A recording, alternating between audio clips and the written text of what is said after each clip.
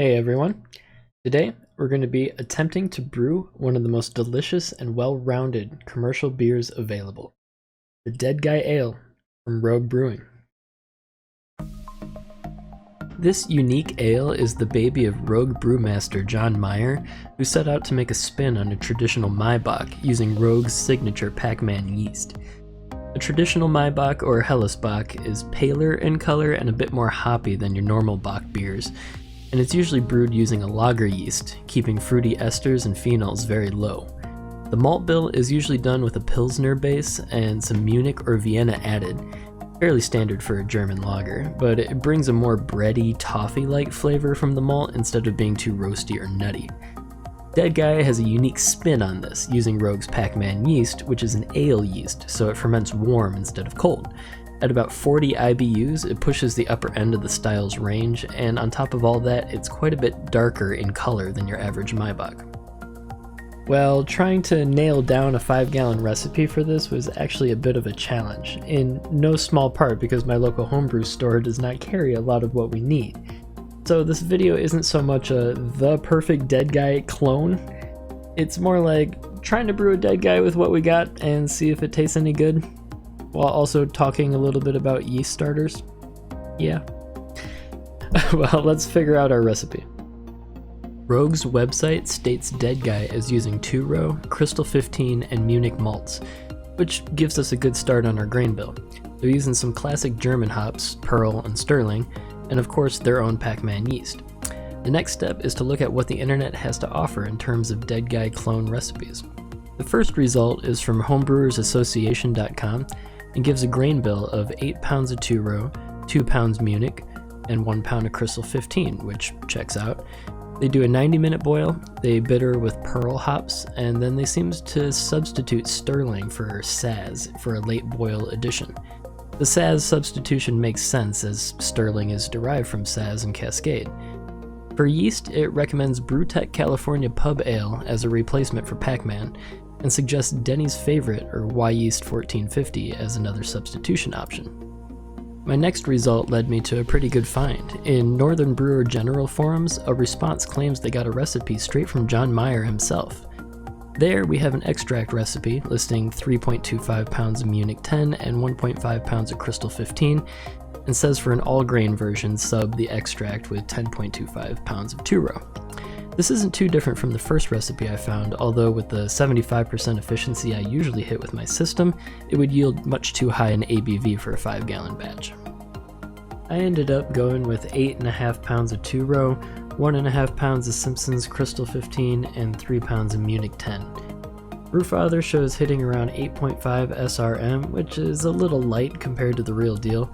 I happen to have some old Carafa 1 laying around, so I'll toss in a handful just for some extra color. For hops, we got 1.2 ounce of Pearl for bittering, and a ½ ounce of Sterling at the end of the boil. And it turns out my brew store does not carry Pearl or Sterling hops, so I'll have to go with Saz for that Sterling substitute, and since Pearl is a German hop derived from Northern Brewer, which I do have, I'm going to go with Northern Brewer to replace the Pearl. 1.5 ounces of Northern Brewer at 60 and an ounce of Saz at 10 seems like it'll get me close to that 40 IBU mark and should be a similar hop flavor. Next up is the water profile. Since this is a beautifully balanced beer, I'll aim for a balanced water composition. For that, I'll simply add 5 grams of gypsum and 4 grams of calcium chloride to my RO water. That way I'll get some good calcium content without having the sulfate or chloride lean too far one way or the other, while also hitting a nice solid 5.43 pH. For yeast, I found it interesting that while it does state Pac-Man as the yeast of choice, it specifically says you want to either use Pac-Man or 1056, not the 1450, Denny's Favorite. So while I do have some 1450, it looks like maybe the tried and true 1056 might be the better play. Now, it's winter in Chicago, and my basement is sitting at a lovely 65 degrees, which will be perfect for fermentation. We'll mash at 152, and we're aiming for a 1.065 OG. Now, in my experience, 1056 tends to attenuate a bit lower than predicted, so when all is said and done, I'm hoping I'll be pretty close to that 6.8% ABV. Now, how much yeast to use? proper pitch rate is calculated as liters of wort times OG in Plato in billions. So we'll have about 5.5 gallons or almost 21 liters, and our predicted OG is 1.065 or about 16 Plato. So 21 times 16 is 336, so 336 billion yeast cells. Now I'm using a 1056 smack pack, which has about 100 billion cells, but we'll need the manufacturing date to be able to calculate viability. Yeast can lose viability quite quickly, like 2 months out, and it loses about half of its cells. So why yeast is a little tricky because it doesn't actually list the manufacturing date on the package, but what it does say is best if used within 6 months of manufacturing date, and then it also says best if used by June 18th, 2022 on this one. So using that, we can safely assume that the manufacturing date was pretty much mid-December, which means that this is really, really fresh and the viability should be pretty high.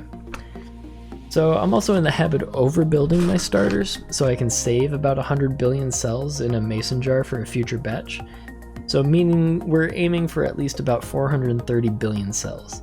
Now I only have a couple 2-liter flasks here, so that means that we're going to basically make 2 starters at the same time. I'll put about a half a pack of yeast in each one, and that should get us to our number. So up here I'll set our cell count to half, and it shows I get about 300 billion with a 1.8 liter starter, but that is on a stir plate, and I only have 1 stir plate. So for my other starter, I'll have to change the growth model formula to no stir, and you can see that same starter size only yields 136 billion. But hey, turns out those two together will actually get us to that 436 billion, so works out fine for me. So let's go ahead and get started. First off, let's smack our smack pack. This is just releasing a small pouch of sugars and nutrients that give the yeast a little kickstart. The gravity for your starters are recommended to be about 1.036, and that's just to keep it easy on the yeast and not stress it out during the growth phase. And to get there, you just need 100 grams of dry malt extract for every liter of starter. So for us, 180 grams for our 1.8 liter starters, so 360 grams total. Taking boil off into consideration, I'll go ahead and start with 4 liters of water. I'll add my 360 grams of DME and crank on the heat. We're going to boil for at least 15 minutes to make sure everything's incorporated and sanitized. Speaking of which, we'll sanitize down our flasks with some sanitized water spray. Also spray down the yeast pack, stir bar, thermometer, scissors, foam stoppers, measuring cup, and funnel. Once we've boiled for at least 15 minutes, let's pour our wort into our flasks and let them start cooling down. You can just leave them to cool if you want, but I like to make a little ice bath for them just to speed things along. Once they get down to around 60 to 70-ish, we're pretty much good to pitch the yeast. And that's also fine for lager yeast too, you just need to be around room temperatures for the yeast to do its thing. So let's cut open our pouch and pour it into our measuring cup and try to get as close to an even split as we can between our 2 flasks. Then I'll pop in the stir bar and the stoppers, put one on a stir plate, and just let those ride. Alright, it's been about 12 hours, and you can see we're starting to get some healthy activity. For the starter not on a stir plate, it's good to give it a swirl every now and then to keep the yeast in suspension. If it ends up getting too foamy for you, add a drop or 2 of Firm Cap S, and you should be good to give it some vigorous swirls without replicating Mount Vesuvius.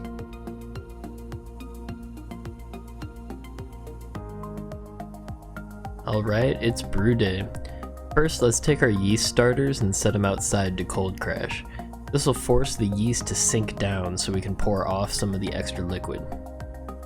Let's start with 5 gallons of RO water, and we'll add our 5 grams of gypsum and 4 grams of calcium chloride. And we'll get 3 gallons in our kettle here to heat up for sparge. We'll kick our mash and boil on to 162. For milling the grain, I like to spray down the grain with a little water before I mill it and give it a good stir. And then we'll let it sit for about 15 minutes or so the grain absorbs in the water before we mill. This makes the husks a little more pliable, allowing us to mill pretty fine, pulverizing the insides while still retaining a lot of husks that help with recirculation and sparge. Once we're hitting 162, we can turn that down to 152 and mash in. Temp is looking good, recirculation is going. We're gonna let that sit for an hour, stirring it up periodically. Alright, mash should be done. Let's go ahead and lift up our grain basket, toss in this colander, and start our sparge. We sparge to around 6.7 gallons, and now that our boil is started, we'll drop in our hop spider, add in 1.5 ounces of Northern Brewer, and start our boil timer. 10 minutes left now. We'll toss in our Whirl Flock tablet and 1 ounce of Saz. Okay, boil is done. We'll let that steep for a few minutes and we'll drop in our sanitized wort chiller and start cooling this down.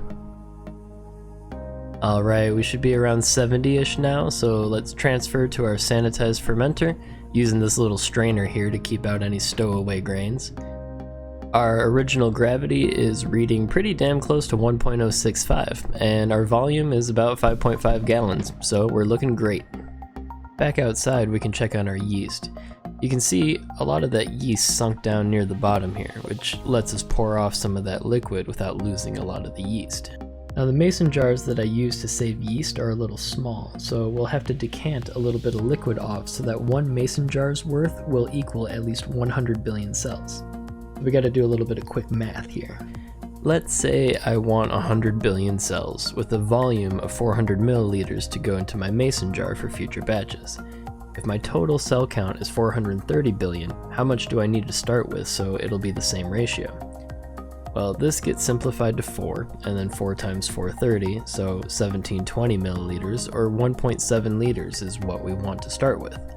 Another easy way to remember it, your starting volume should be your jar volume, in our case 400 milliliters, divided by 100, and multiply that by your total cells, in our case 430. So let's decant our starters so I have about 0.3 liters in here, and about 1.4 liters in here, and then I'll mix them together, so we have about 1.7 liters total. Make sure this is all mixed up nicely, and we'll pour off 400 milliliters into our mason jar, slap a label on it, store it in the fridge. When I want to use it again, I can assume it's around 100 billion, just with a little less viability, and calculate my new starter accordingly. Now, if we wanted, we can cold crash the rest of this yeast again, decant more liquid off, and then pitch the slurry into our wort, but since I'm not really worried about too much volume, and just for the sake of time, I'll go ahead and pour the whole thing in right now, along with a tilt hydrometer so I can keep an eye on gravity readings. Like I said, it's about 64-65 ambient temps in the basement. Peak fermentation will get a bit hotter than that, probably in the high 60s, but that's okay. I'll connect the fermenter to an empty keg here with a blow-off tube, so as it ferments, it'll end up pushing most of the oxygen out and replacing it with fermentation-produced CO2. Then I can transfer right into the purged keg. Alright, it's about 9 days later now, and we can see we had a nice quick fermentation, getting down to pretty much our final gravity by day 5. The tilt has been reading steady for the last 4 days, so it's safe to assume fermentation is complete and I can give it a cold crash. I'll let it sit outside here for a few days to get nice and cold, and just like the yeast starters, it should force the yeast to sink down to the bottom and start clearing our beer. The tilt tends to read a few points light at the end of fermentation, and a hydrometer reading confirms my final gravity to be just over 1.012. We'll call it 1.013 because that gives us exactly 6.8% ABV. Perfect. For a little extra clarity, I'll be adding a bit of gelatin. The gelatin basically helps floating proteins and other molecules to bind to each other, so they end up creating clusters heavy enough to drop out of solution, and it works best when the beer is very cold. I'll take half a tablespoon and sprinkle it on a cup of water and let it soak in for a bit. Then I'll pop it into the microwave for 30 seconds, and then in a few 10-second bursts, I'll heat it until it's reading between 150 and 160. We'll give that one more stir, and we can toss it right into our cold beer. I'll give the fermenter a gentle swirl, and we'll let that sit for a couple days. It's been 2 days, and tomorrow I have another brew day, and I need my fermenter cleaned out. So even though we're still a bit hazy, I'm gonna have to transfer today. Just to ensure clarity, I'm tossing in another teaspoon of dissolved gelatin in the receiving keg and giving it a little purge before transfer. So I have the CO2 at a couple psi going into the fermenter and the receiving keg connected with a blow-off tube to let out pressure as it fills. I didn't get a spout that fits my smaller liquid lines, so I'm using a small bit of wider tubing as a makeshift adapter. Now that it's transferred, I'll pop it in my kegerator, hook it up to my CO2 for carbonating. I'll set it to about 20 psi for a few days or until I feel it's nicely carbed, and we'll drop it to around 10 for serving pressure. Alright, it's been sitting in the keg for, I don't know, close to a week now. Carbonated very nicely. This one is the keg one. And then we got a real deal here, and we can do a little taste test comparison.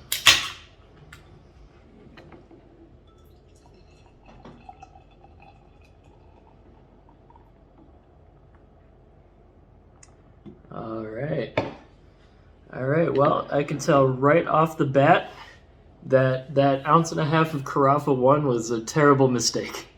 Ours is clearly much darker, at least a couple points darker than the real deal here. If I'm going to brew this again, I would definitely take out that Carafa 1. It was completely unnecessary. Now, what was interesting about that is that Brewfather stated that this recipe with the Carafa was going to be around 11 SRM, whereas Rogue's website states that the dead guy is 16 SRM. So you'd expect it to be a lot darker. But obviously something is afoot between what Rogue states as SRM versus what Brewfather states as SRM. I'm thinking that if I was going to brew this, I would want Brewfather to say that it was more of a 8 to 9, which is what this would have been without the Carafa. So Carafa, gone. Alright, head is looking pretty similar. So let's go ahead and give it a taste. I'm going to go ahead and taste the homebrew one first. It's a nice malty aroma, you know. Yeah, a little bit of that toffee, not too bad. A little bread.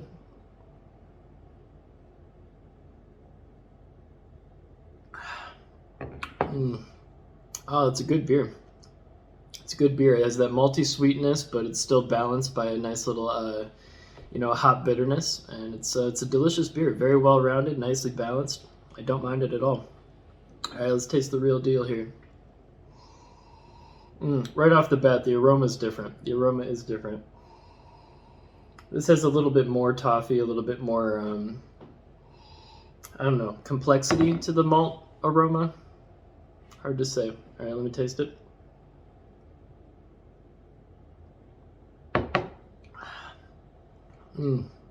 Yeah, it just has this robust. I know the website says that it's not caramely, but definitely toffee that comes through.